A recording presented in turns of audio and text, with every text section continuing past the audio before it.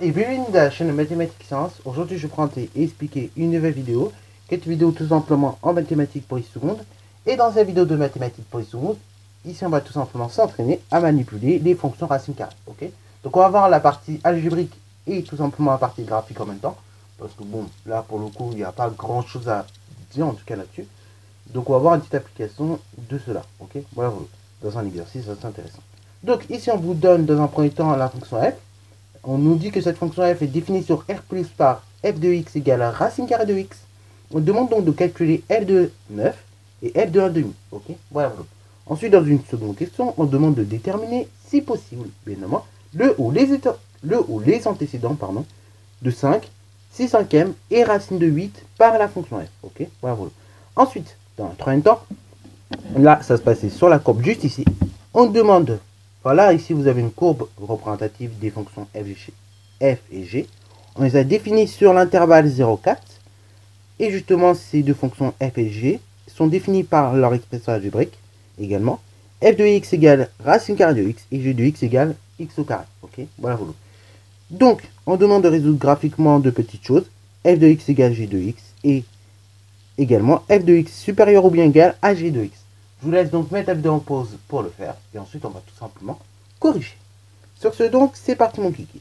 Donc, on va commencer par tout simplement calculer f de 9 et f tout simplement de 1 demi à l'aide de la fonction qui nous est donnée. C'est-à-dire donc f de x qui est égal à racine carrée de x. Ok, enfin, en tout cas, à l'aide de l'expression de la fonction qui nous est donnée. Donc, du coup, première question, calculer racine de 9, enfin f de 9. Donc, f de 9, c'est tout simplement égal donc à racine de 9. Et racine de 9, ça fait 3. Ok, voilà. Maintenant, donc, on demande de faire la même chose avec un demi. Donc, on va calculer f de 1 demi. Donc, f de 1 demi, c'est donc racine carrée de 1 demi. Racine carrée de 1 demi, c'est... Là, vous vous rappelez, on a racine carrée de a sur b. Racine carrée de a sur b, c'est comme racine carrée de a sur racine carrée de b. Ainsi, donc, racine carrée de 1 demi, c'est comme racine de 1 sur racine de 2. Racine de 1 au numérateur, j'obtiens 1. Racine de 2 au dénominateur, pour l'instant, j'obtiens 2. Je ne peux pas simplifier mieux, ok? Alors bon, racine 1 sur racine de 2, je suis d'accord avec vous, c'est un peu chiant. On n'aime pas trop ça en mathématiques.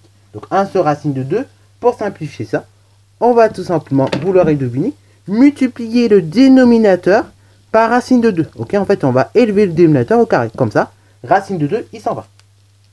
Donc, quand je multiplie racine de 2 au numérateur et au dénominateur, enfin, pas racine de 2, pardon, au numérateur et au dénominateur, au numérateur, j'obtiens racine de 2. Au dénominateur, racine de 2 fois racine de 2.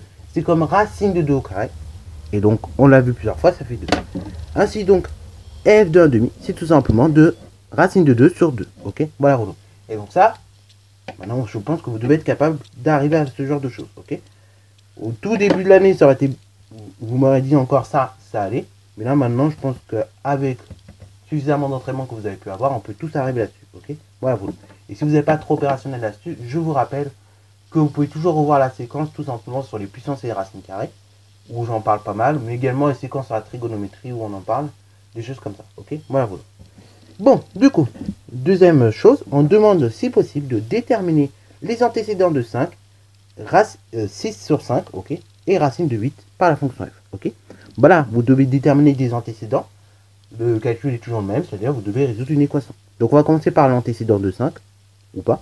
Donc, déterminer le ou les antécédents de 5, ça revient donc à résoudre l'équation suivante, f de x égale 5. F de x égale 5, l'équation est donc équivalente à racine de x égale 5. Racine de x égale 5, on a déjà vu comment résoudre ce genre d'équation. On élève donc la racine carrée de x au carré, ok. Donc ça nous donne x qui est égal à 5 au carré, 25.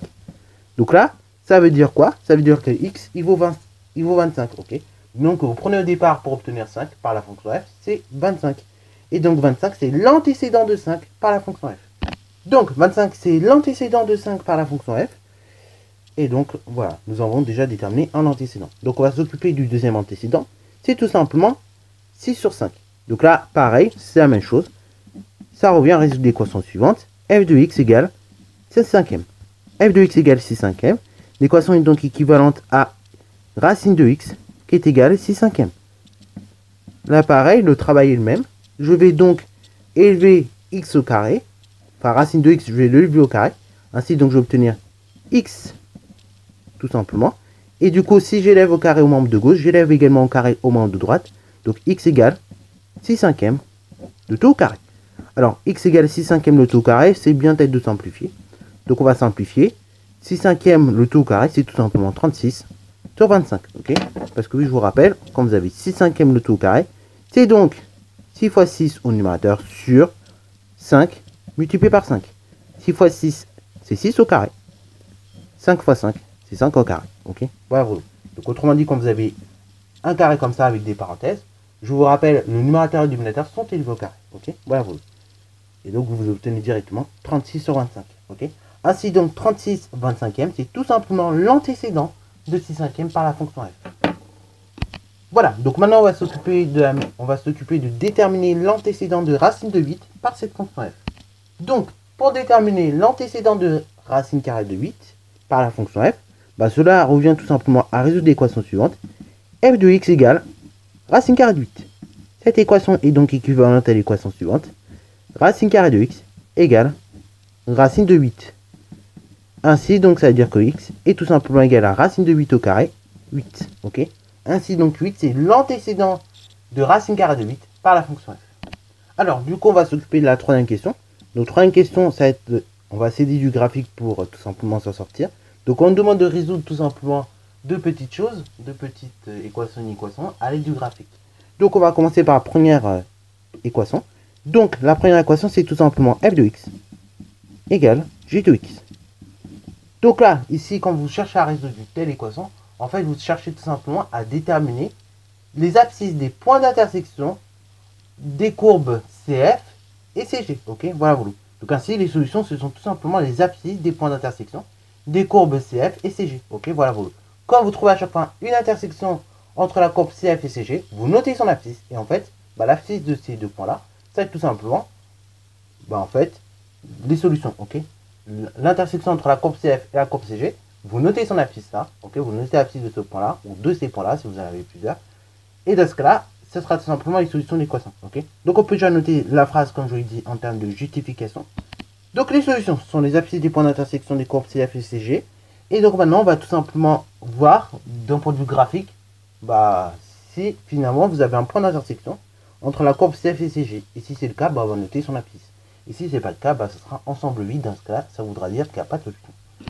Voilà. Alors du coup, on regarde. Et là, si vous regardez les deux courbes, CF et CG, et vous voyez que tout simplement, les deux courbes, elles se coupent. Ok, elles se coupent toutes les deux en un même point. Et donc, on va tout simplement voir maintenant l'abscisse de ce point d'intersection entre la courbe CF et CG. Et donc là, l'abscisse de ce point d'intersection entre CF et CG, c'est tout simplement égal à 1. Ok, donc, là, ça arrive qu'une seule fois, bien évidemment. Donc, on va noter tout simplement grand S égale entre accolades 1. Alors, ensuite, seconde inéquation. Donc, on va résoudre cette équation assez rapidement. Donc, f de x supérieur ou bien égal à g de x. Donc là, ici, quand vous avez une telle inéquation à résoudre, en fait, ce que vous cherchez à déterminer tout simplement les abscisses des points de la courbe CF qui sont situés au-dessus de la courbe CG. Ok, voilà. On peut noter cette phrase déjà en termes de justification. Ainsi donc, les solutions d'une telle inéquation, c'est tout simplement en fait les abscisses des points de la courbe CF situés au-dessus de la courbe CG. Voilà, donc les solutions sont tout simplement les abscisses des points de la courbe CF situés au-dessus de la courbe CG. Donc maintenant, on va voir ça d'un point de vue graphique. Ici, on a tout simplement des points de la courbe, où sont situés en fait les points de la courbe CF au-dessus de la courbe CG. Donc on va voir à quel moment justement CF est au-dessus de CG. Et donc là, si on regarde, CF c'est la courbe en bleu foncé. Et CF il est au-dessus de CG sur toute cette partie-là, ok? Sur tout cet intervalle-là, c'est-à-dire en fait pour des valeurs qui sont comprises entre 0 et 1, ok? Voilà. Donc, ainsi, tout simplement, les solutions, ça va être tout simplement l'intervalle 0, 1, ok? Voilà. Alors, là, je n'ai pas précisé dans ma phrase, mais bien également, les solutions, ce sont les abscisses de points de la courbe CF situées au-dessus de la courbe CG, ou sur la courbe CG, ok? Parce que oui, comme on a supérieur ou bien égal, c'est-à-dire que f de x et g de x peuvent être égaux, mais également f de x doit être supérieur à g de x, ok? Soit f de x est plus grand que g de x, ou soit f de x égale g de x, ok? Et donc, si on a f de x qui est égal à g de x, ça veut dire que la courbe CF est située sur la courbe CG. Ainsi donc, l'intervalle solution, c'est tout simplement l'intervalle ci-contre, c'est-à-dire 0, 1, et on ferme sur 0 et sur 1. Alors pareil, si on aurait mis strictement supérieur au lieu de supérieur ou bien égal, là on aurait fait un intervalle ouvert 0, 1, ok, c'est-à-dire que 0 et le 1 ne seraient pas pris en compte puisque f de x égale g de x pour 0, pour des valeurs de x allant à 0, mais pour des valeurs de x également, tout simplement, qui sont égales à 1, ok. Alors bon, là pareil, je ne l'ai pas dit tout à l'heure, mais du coup, s il vaut 1, mais il peut également valoir 0, du coup, voilà, donc on peut le rajouter, j'ai oublié de vous le mettre, mais il vaut 0 également, puisque, bah, en fait, quand vous regardez au niveau de 0, et bah, voilà, f et g, pardon, et bah, ils sont égaux, ok, voilà, voilà. Il y a bien un point d'intersection. Il y a bien un point d'intersection juste ici, en fait, et donc ce point d'intersection, je l'ai oublié de vous le dire, mais ce point d'intersection, bah, c'est entre la courbe CG et CF, donc ça fait partie aussi des solutions. Voilà, sur ce, c'est la fin de cette vidéo, j'espère qu'elle t'a plu. Si c'est le cas, n'hésite pas à la liker, commenter et bon instant en mathématiques et en sciences.